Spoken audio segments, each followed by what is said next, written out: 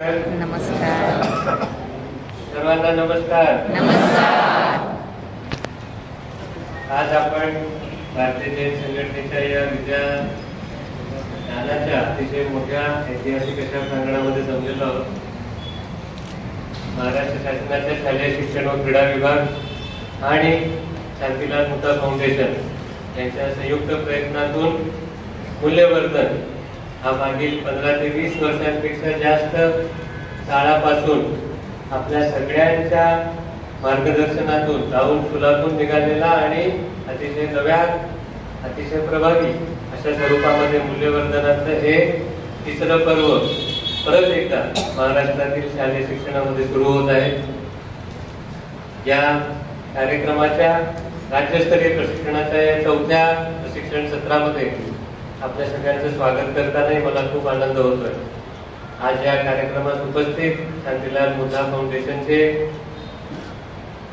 सर्व श्री शांतीलाल मुथा साहेब यांची संपूर्ण टीम, राज्य शैक्षणिक संशोधन व प्रशिक्षण परिषदेची संपूर्ण टीम आणि तुम्ही सर्व शिक्षक यांच्यासाठी हा मूल्यवर्धनाचा राज्यस्तरीय प्रशिक्षणाचा कार्यक्रम आयोजित केलेला आहे.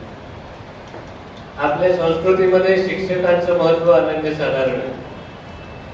आपली संस्कृती म्हणते की शिक्षक हा सृजन आणि संहार या दोघांचाही जन्मदाता आहे. सृजनाचा तर आपल्याला माहिती आहे की आपण रोज हेच करतो की आपण जे शिकवतो, ज्या गोष्टी आपल्या विद्यार्थ्यांना सांगतो, त्यातून त्यांचं आयुष्य घडतं.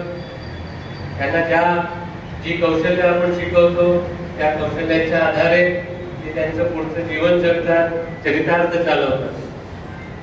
परंतु ज्या क्षणाला सृजन होत असतं त्या क्षणाला संहाराची सुद्धा बीज पेरली जातात. हे निसर्गाचं चक्र आहे.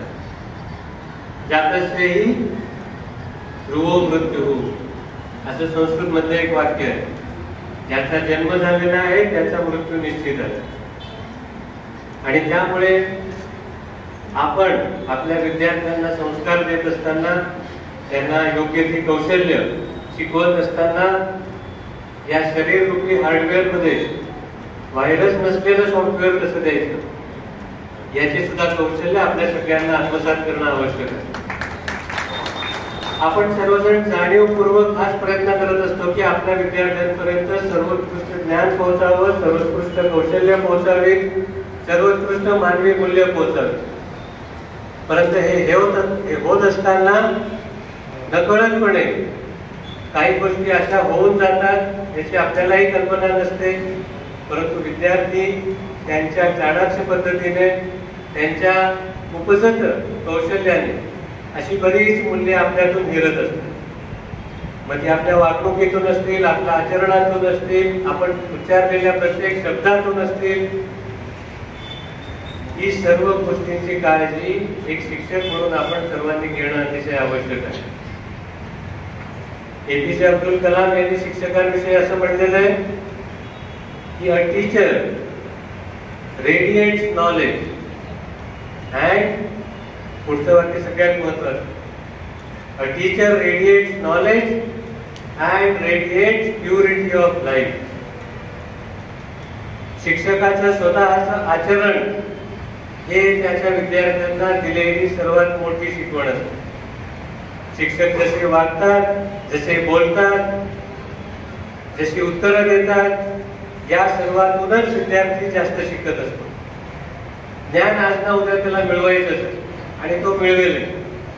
परंतु ही मूल्य जी त्याला सृजनाकडे घेऊन जाणं अपेक्षित आहे ती आपण सर्वांनी जाणीवपूर्वक प्रत्येक विद्यार्थ्यापर्यंत पोहोचवणं अतिशय आवश्यक आहे. आणि प्रत्येक गोष्टीचं स्वतःच एक तंत्र आहे. जसं डीएड बीएड करत असताना आपण शिकतो की आपल्याकडे असलेलं ज्ञान वेगवेगळ्या वयातील विद्यार्थ्यांपर्यंत कसं पोहोचवायचं. केवळ आपल्याला माहिती आहे म्हणून ते समोरच्याला समजलंच पाहिजे असं काही आवश्यक नाही. जसं इंग्रजीमध्ये एक म्हण आहे की when in France speak in French.